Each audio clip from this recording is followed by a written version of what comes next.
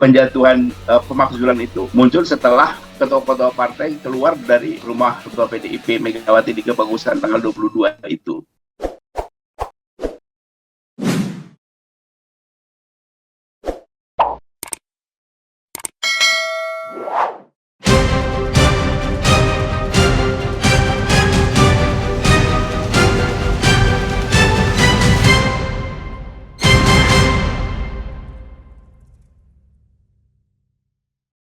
Nah, jadi sejak awal memang kita mendapat tekanan-tekanan dari wakil presiden secara politik.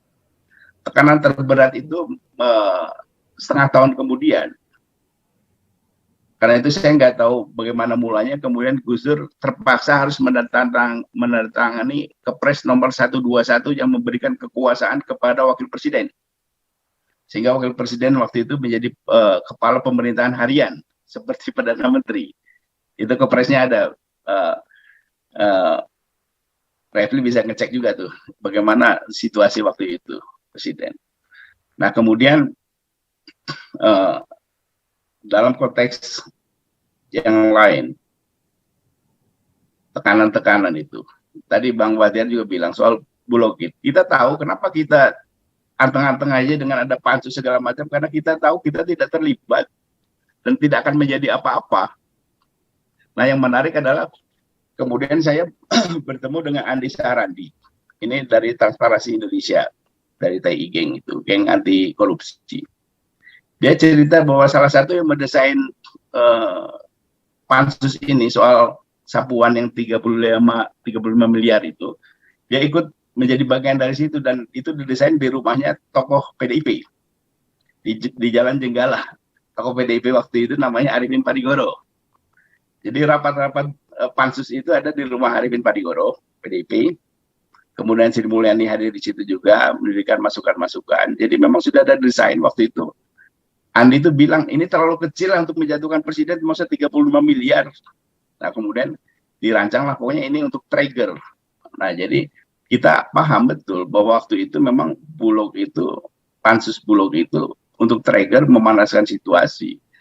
Nah, waktu itu kan, ya teman-teman di Senayan, saya paham betul mereka ingin menjalankan fungsinya setelah puluhan tahun DPR itu hanya jadi tukang stempel. Jadi semua orang kan zaman itu kan para aktivis, orang-orang yang top-top semua, bahwa ingin menjalankan fungsi pengawasan ini secara ketat. Dan memang ada hasilnya bagus. Nggak ada di zaman Gus Dur itu menteri-menteri yang berani korupsi. Jangankan korupsi, mikir mau korupsi aja udah takut. Karena Bang Bahtiar dan teman-teman di Senayan itu ngawasinnya luar biasa. Nah, jadi kira-kira gambaran kronologi SIMPR itu ada yang perlu kita catat, itu adalah soal sebelumnya, bahkan sebelum waktu pansus baru berjalan aja kan opsinya sudah sidang istimewa. Nah, baru kemudian ketika ketemu hal yang sebetulnya nggak penting, soal pergantian Kapolri, kan itu kewenangannya presiden. Dan waktu itu memang belum ada undang-undang juga untuk mewajibkan presiden harus di fit and proper test di DPR. Nah, ini memang hal yang dicari waktu itu. Nah, kenapa teman-teman di Poros Tengah itu kemudian tergoda waktu itu? Ya, memang ada ketidakpuasan sih ada. Tetapi kan maksudnya memang hanya tadi yang Pak Fuad, Bang Kaban sampaikan, hanya untuk pengawasan, memfungsikan DPR, bukan untuk menjatuhkan. Dari awal memang bukan itu. Tapi kan penjatuhan pemakzulan itu muncul setelah ketua-ketua partai keluar dari rumah ketua PDIP Megawati di Kebagusan tanggal 22 itu. Nah, jadi kemudian tanggal 23 Juli dini hari itu keluarlah dekret. Nah, sehingga Bung Refli, jadi bulan Juli itu dalam perspektif ketatanegaraan itu adalah bulan dekret. Jadi 5 Juli 59 itu dekret. Ada dekret memperkuat posisi Soekarno. Nah, kemudian tanggal 23 Juli keluar dekret dikeluarkan oleh Gus Dur memperkuat posisi anak Soekarno. Jadi dua dekret itu menguntungkan keluarga Soekarno.